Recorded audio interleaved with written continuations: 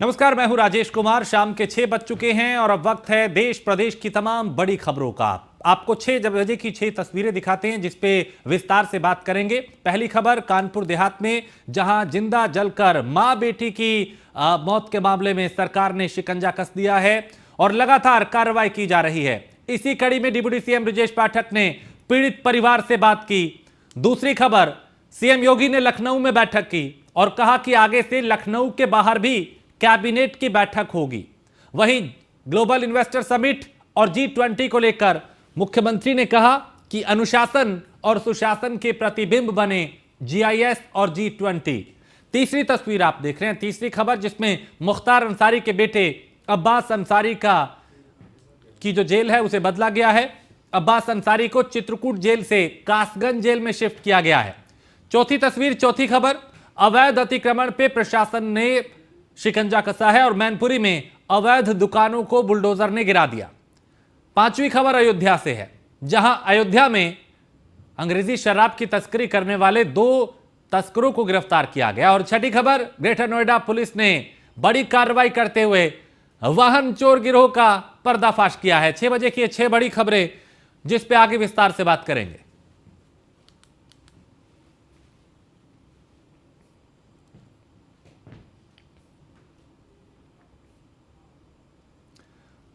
और कानपुर देहात मामले से जुड़ी बड़ी खबर आपको बताएं। डिप्टी सीएम ब्रजेश पाठक ने पीड़ित परिवार से बात की है और ब्रजेश पाठक ने वीडियो कॉल के जरिए बातचीत की और कहा कि ऐसी सजा दिलाएंगे दोषियों को कि उनकी पुश्तें याद रखेंगी और दुख की घड़ी में सरकार आपके साथ है। ब्रजेश पाठक ने कहा, यानी पीड़ित परिवार को सांत्वना दी।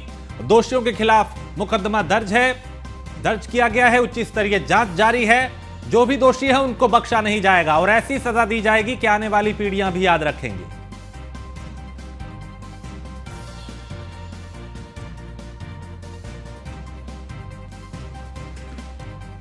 तो कानपुर देहात मामले से जुड़ी इस वक्त की बड़ी खबर, जहां उप मुख्यमंत्री ब्रजेश पाठक ने पीड़ित परिवार से बात की, उन्हें आश्वासन दिया कि सरकार आपके साथ है, सख्त कार्रवाई दोषियों के खिलाफ की जाएगी और कहा कि ऐसी सजा दिलाएंगे कि दोषियों की पुश्तें याद रखेंगी। तो दुख की घड़ी में सरकार आपके साथ है, ब्रजेश पाठक ने परिवार को सांत्वना दी। 2 तस्वीरें कानपुर देहात की उस जगह की जहां एक तरफ मां बेटी जिंदा जल गई, पूरी तरफ मातम पसरा हुआ था, और दूसरी तरफ रात की ये तस्वीरें जहां जिलाधिकारी डांस करती हुई दिखाई दे रही थी, थिरकती हुई दिखाई दे रही थी, मस्ती करती हुई दिखाई दे रही थी। ये 2 तस्वीरें अपने आप में बता रही हैं कि एक तरफ कैसे, क्योंकि ऐसा नहीं है कि सिर्फ बिना किसी तैयारी के कार्रवाई की गई हो, जाहिर है उससे पहले भी एक प्लानिंग की गई होगी कि कब वहां पे ये कार्रवाई होगी, लेकिन उससे पहले इस तरह की ये तस्वीरें सामने आई। अखिलेश यादव ने ट्वीट किया कि सत्ता के अहंकार की अग्नि ने एक परिवार को भस्म कर दिया। कानपुर नगर था या कानपुर देहात ही नहीं, पूरा उत्तर प्रदेश भाजपा सरकार के अन्याय का शिकार हो रहा है, यह अखिलेश यादव ने ट्वीट किया।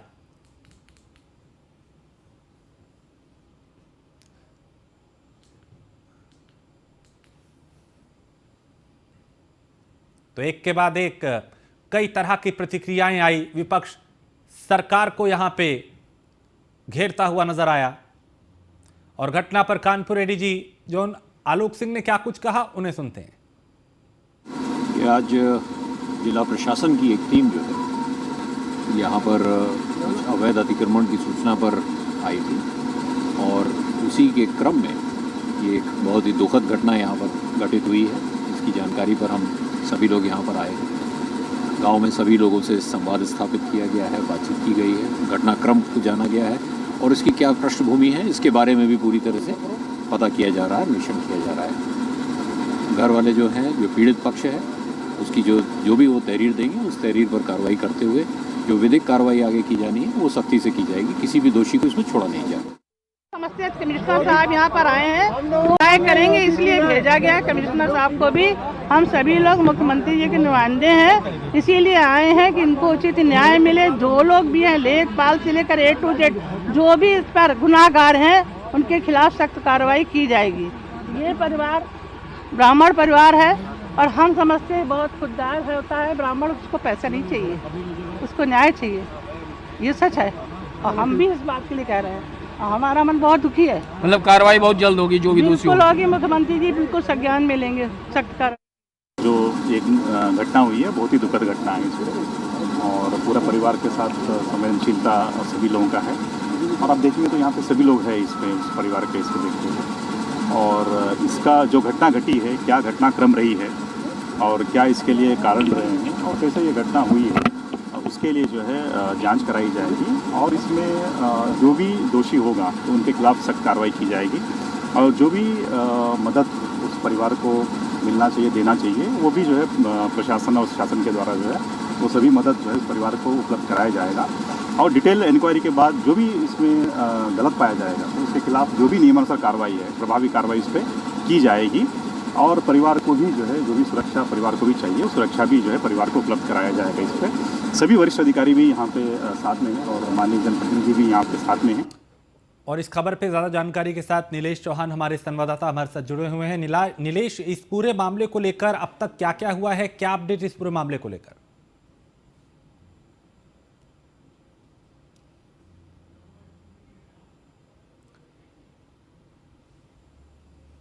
नीलेश, आप सुन पा रहे हैं मुझे? मेरी आवाज अभी उन तक नहीं जा पा रही, हम कोशिश करेंगे फिर से संपर्क हो और वो विस्तार से बता पाएं कि अब तक इस मामले में क्या क्या कार्रवाई हुई है, किन किन अधिकारियों के खिलाफ एक्शन लिया गया है, परिवार को क्या सहायता पहुंचाई गई। चूंकि शासन प्रशासन के अब तमाम जो जिम्मेदार लोग हैं वो यहां पहुंचे परिवार के पास, उन्हें सांत्वना दे रहे हैं, आश्वासन दे रहे हैं, दोषियों के खिलाफ कार्रवाई करने की बात कर रहे हैं। तो डिप्टी सीएम ब्रजेश पाठक ने भी पीड़ित परिवार से बात की और उन्हें आश्वासन दिया कि सरकार आपके साथ है, दोषियों को ऐसी सजा देंगे कि आने वाली पीढ़ियां याद रखेंगी। और आज एक ऐसी घटना कानपुर देहात में हुई जिसने पूरे देश को झकझोर के रख दिया। तमाम तस्वीरें और वीडियो सोशल मीडिया पे भी सामने आए जिसमें कई तरह के आरोप भी लग रहे हैं, सवाल भी उठ रहे हैं। तो मामले में एसडीएम और एसओ समेत कई पर हत्या का केस दर्ज किया गया है। तो करीब एसडीएम एसओ समेत 40 लोगों पर हत्या का केस दर्ज हुआ है। एसडीएम मेंथा, थाना प्रभारी रूरा, लेखपाल, कानूनगो पर भी केस दर्ज हुआ है। और नीलेश हमारे साथ एक बार फिर जुड़ चुके हैं। नीलेश, इस पूरे मामले को लेकर अब तक क्या कुछ अपडेट आपके पास? देखिए, बिल्कुल अगर हम कल तक की बात करें तो कल तक जहां पूरा परिवार हंसता खेलता हुआ नजर आ रहा था, वहीं आज की अगर हम तस्वीरें दिखाएं तो पूरा परिवार मानो बिखर सा गया हो, चौपट हो चुकी हो जिंदगी।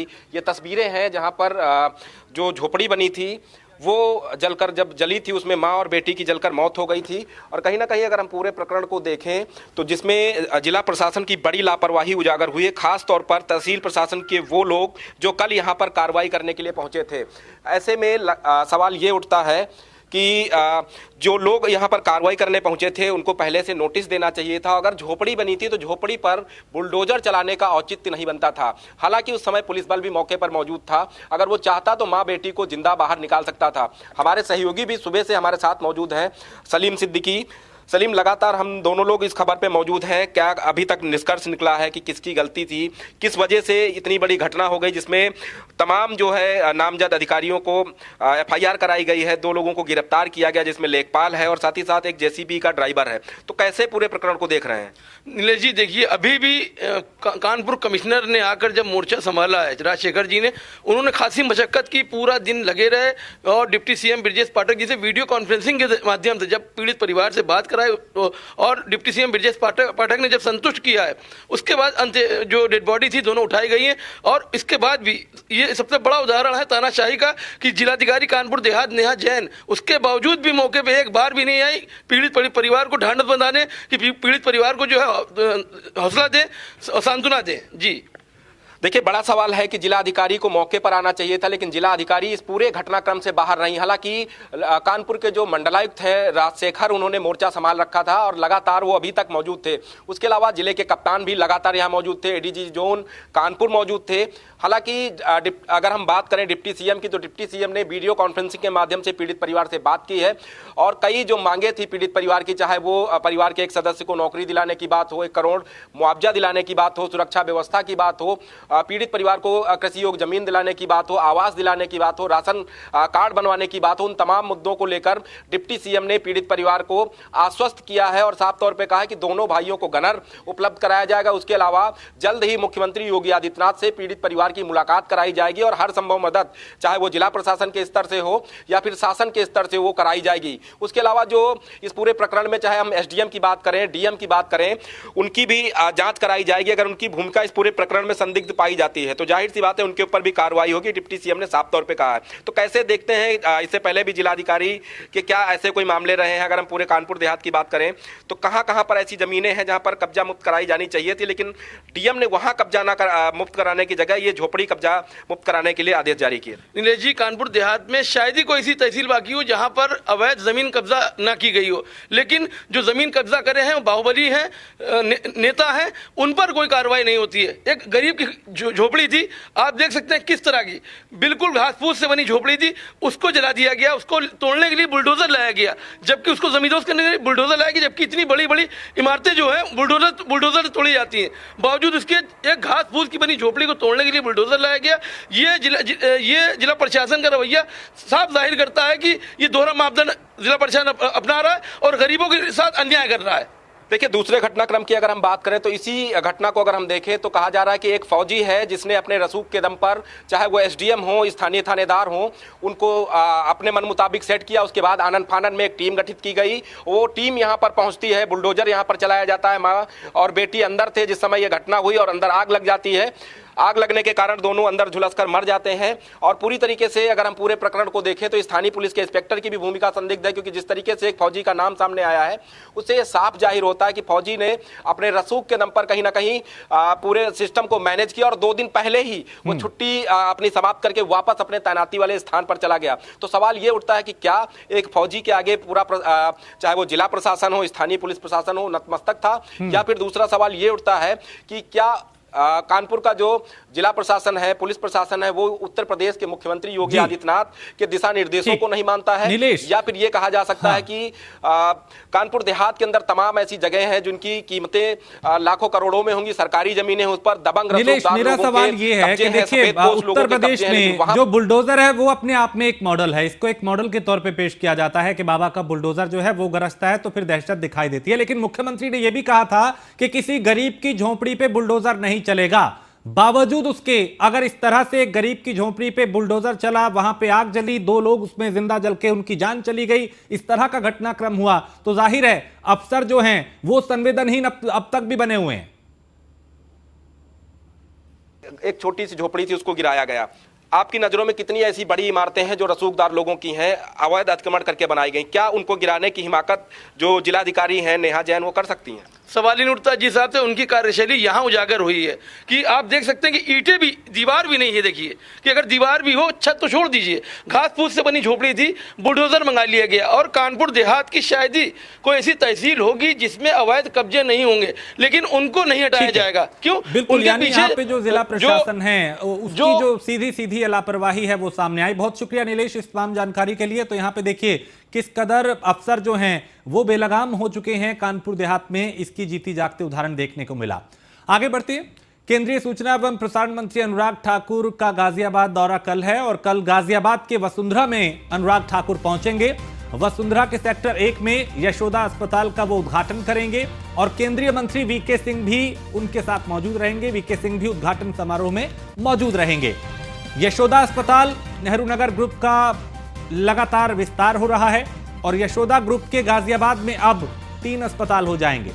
नेहरू नगर और संजय नगर के बाद ट्रांस हिंडन में भी यशोदा ग्रुप ने ताल ठोकी है। यशोदा ग्रुप के चेयरमैन हैं डॉक्टर दिनेश अरोड़ा और एमडी रजत अरोड़ा। तो कल अनुराग ठाकुर यहां पे होंगे, वीके सिंह यहां होंगे। नेहरू नगर और संजय नगर के बाद ट्रांस हिंडन में भी यशोदा ग्रुप ने ताल ठोकी है।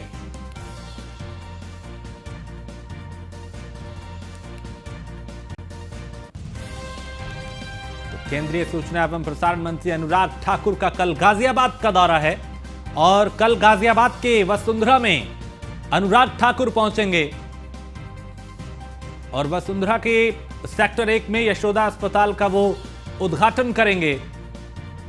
केंद्रीय मंत्री वीके सिंह भी उद्घाटन समारोह में मौजूद रहेंगे। तो यशोदा अस्पताल नेहरू नगर के बाद लगातार अपना जो ताल ठोक रहा है अलग अलग जगह। केंद्रीय सूचना एवं प्रसारण मंत्री अनुराग ठाकुर का गाजियाबाद दौरा कल है और कल गाजियाबाद के वसुंधरा में अनुराग ठाकुर पहुंच रहे हैं। और मैनपुरी शहर कोतवाली क्षेत्र में अवैध अतिक्रमण के खिलाफ बुलडोजर चलाया गया। बता दें कि मैनपुरी शहर की ईशन नदी किनारे डूब क्षेत्र में लोगों ने अतिक्रमण कर लिया था और अवैध अतिक्रमण कर दुकानें बनाने का काम किया जा रहा था। सूचना मिलते ही प्रशासन ने सदर एसडीएम नवोदिता शर्मा के साथ वहां पे वो पहुंचा, भारी पुलिस बल यहां पहुंची और बुलडोजर की कार्रवाई की गई। अवैध अतिक्रमण को गिराया गया, साथ ही दोबारा अतिक्रमण करने पर कड़ी कार्रवाई की चेतावनी भी दी गई। हम लोगों के संज्ञान में आया था ईशन नदी के पास डूब क्षेत्र है जहां पे किसी भी प्रकार का नॉन एग्रीकल्चरल निर्माण अनुमन्य नहीं है। यहाँ पे ये लोग दुकानें काट रहे थे और निर्माण कर रहे थे जिसपे लैंटर पड़ने वाला था। तत्काल प्रभाव से इसको रुकवाया गया है और बुलडोजर से जितना भी अवैध निर्माण था वो हटवाया गया है। इनको टाइम दिया जा रहा है ताकि ये यहाँ से शटर हटा लें। अगर नहीं हटाते हैं तो जेसीबी से उसको भी हटवा दिया। जो नींव भरी जा रही है और जो प्लॉटिंग हो रही है उसको हम लोगों ने अभियान चलाकर पूरा का पूरा। खबर लखनऊ से है जहां विधायक अब्बास अंसारी से जुड़ी बड़ी खबर। अब्बास अंसारी कासगंज जेल ट्रांसफर किए गए हैं और चित्रकूट जेल से कासगंज जेल उन्हें शिफ्ट किया गया है। मुख्तार के बेटे अब्बास अंसारी कासगंज जेल उसे शिफ्ट किया गया है। तो अब्बास अंसारी को कासगंज की जेल में शिफ्ट किया गया है। अब तक वो चित्रकूट की जेल में था।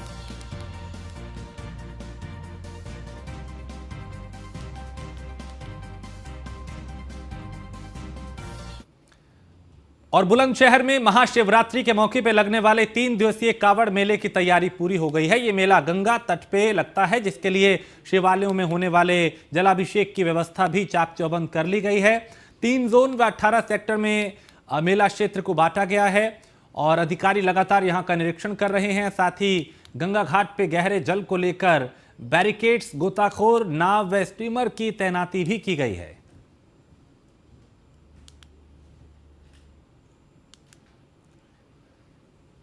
और खबर नोएडा से है जहां चोर गैंग के कई सदस्य पुलिस के हत्थे चढ़े हैं और फेज 3 पुलिस के हत्थे ये चोर चढ़े हैं। पकड़े गए चोर महंगी बाइक की लूटपाट करते थे और आरोपियों के पास से बाइक और महंगे फोन बरामद हुए हैं। पकड़े गए चोरों पर कई मुकदमे दर्ज हैं। कोतवाली फेज 3 पुलिस ने इसका खुलासा किया और कई चोरी की वारदातों का भी खुलासा किया। तो नोएडा से खबर जहां चोर गैंग के कई सदस्य पुलिस के हत्थे चढ़े और पकड़े गए चोर महंगी बाइक से लूटपाट करते थे। आरोपियों के पास से बाइक और महंगे फोन बरामद हुए हैं।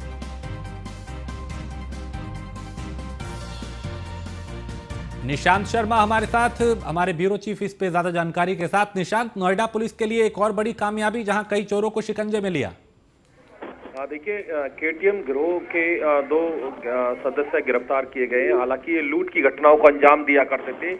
लगातार केटीएम बाइक से, महंगी बाइकों से ये लूट की घटना अंजाम दिया करते थे। इनके खिलाफ जो है लगभग आधा दर्जन मुकदमे इनके खिलाफ दर्ज है और लगातार जो राहगीर लोग हैं उनके साथ घटना को अंजाम करते थे। और कहीं ना कहीं अब जो फेज 3 पुलिस ने इन दोनों लुटेरों को गिरफ्तार किया। इनके पास से केटीएम बाइक, एप्पल के मोबाइल बरामद हुए, एंड्रॉइड फोन बरामद हुए और कहीं ना कहीं ये देखा जाए कोतवाली फेज 3 पुलिस ने इनको अरेस्ट किया और कहीं ना कहीं ये बड़ी कामयाबी देखी जा रही है। बहुत शुक्रिया जी, बहुत शुक्रिया निशांत इस तमाम जानकारी के लिए। तो पुलिस लगातार एक्टिव है और पिछले कई दिनों में कई इस तरह के ठगों को, चोरों को, लुटेरों को, बदमाशों को शिकंजे में लिया गया है।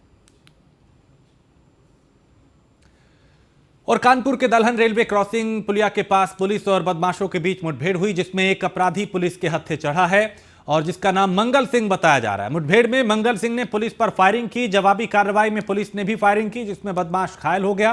पुलिस ने घायल को शिकंजे में लिया और बीते 11 फरवरी को विश्वविद्यालय मेट्रो स्टेशन के आगे रेलवे लाइन के पास एक युवती को कमरा दिलाने के बहाने सुनसान जगह पर ले जाकर उसके साथ हैवानियत की थी, लूट की घटना को अंजाम दिया था और उसी में फरार था जो अब पुलिस के हत्थे चढ़ा है। पिछले कई दिनों में कई मुठभेड़ हुई जहां कई बदमाशों को ढेर किया गया, कईयों को सलाखों के पीछे पहुंचाया गया और कईयों ने पुलिस के खौफ के आगे आत्मसमर्पण कर दिया। मंशा अपराध और अपराधियों पर लगाम लगाने की है।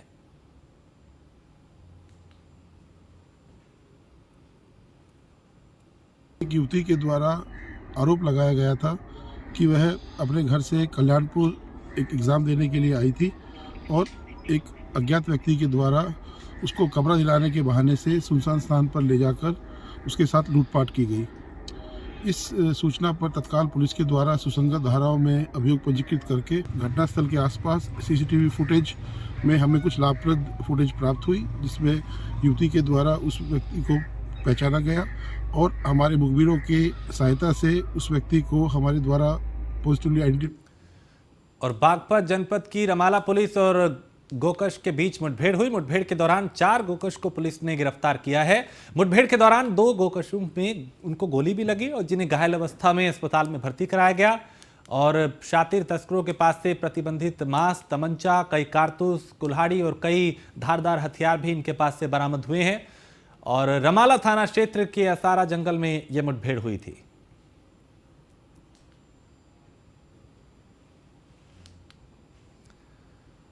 हापुड़ के थाना सिंभावली के गांव रलारपुर में संदिग्ध हालात में 12वीं के छात्र की मौत हो गई। छात्र का शव कुएं में लटका मिला। परिजनों ने हत्या की आशंका जताई है। पुलिस ने शव को कब्जे में लेकर पोस्टमार्टम के लिए भेजा और मामले की जांच शुरू कर दी। पुलिस हर एंगल से मामले की जांच कर रही है।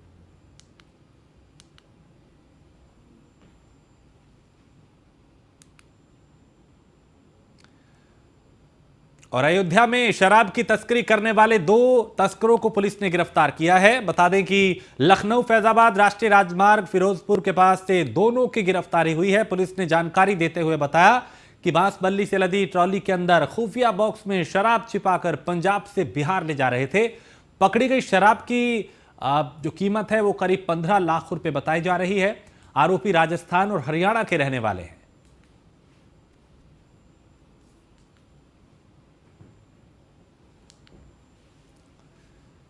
और सिद्धार्थनगर में ग्लोबल इन्वेस्टर समिट का असर दिखने लगा है। जिले में प्रधानमंत्री पीएमएमएस योजना के तहत फिश फीड प्लांट का शिलान्यास किया गया और शोहरतगढ़ तहसील के अहरहरा गांव में लगने वाले करीब 6 करोड़ 30 लाख के सिल्वरफिंग Agrovet private limited fish feed plant का शिलान्यास जिलाधिकारी ने किया। इस प्लांट से गरीबों को नौकरी मिलने की उम्मीद है, बेरोजगारों को नौकरी मिलने की उम्मीद है, ज़रूरतमंदों को नौकरी मिलेगी, रोजगार मिलेगा। और शिलान्यास करने आए जिलाधिकारी ने बताया कि जिले में मत्स्य पालन की काफ़ी संभावनाएं थी क्योंकि यहाँ पर तालाब और पानी की पर्याप्त मात्रा में उपलब्धता रहती है।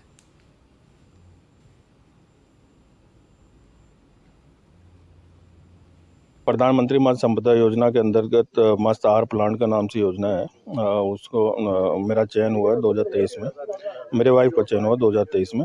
और ये एक यूनिट का कॉस्ट जो है 6.6 करोड़ रुपीज़ है। लेकिन यूपी ग्लोबल समिट में हमने 15.14 करोड़ का एमओयू साइन किया है। उसके अंतर्गत हम यहाँ पे 2 यूनिट लगा रहे हैं, जिसका हमारा एक यूनिट का प्रोडक्शन आएगा 35 से 40,000 MT और दोनों प्रोडक्शन मिला के 75,000 MT एनुअल हमारा प्रोडक्शन आएगा। कितने लोगों को रोजगार इससे मिलने की उम्मीद है? हमारे एक यूनिट में अगर देखा जाए तो डायरेक्टली 100 से ज़्यादा लोग होंगे, जिसमें मार्केटिंग, टेक्निकल टीम्स और सब होंगे। और इनडायरेक्टली करीब 150 लोगों को एक यूनिट से रोजगार मिलेगा। और इसी के साथ इस बुलेटिन में फिलहाल इतना ही। आप बने रहिए न्यूज़ 1 इंडिया के साथ।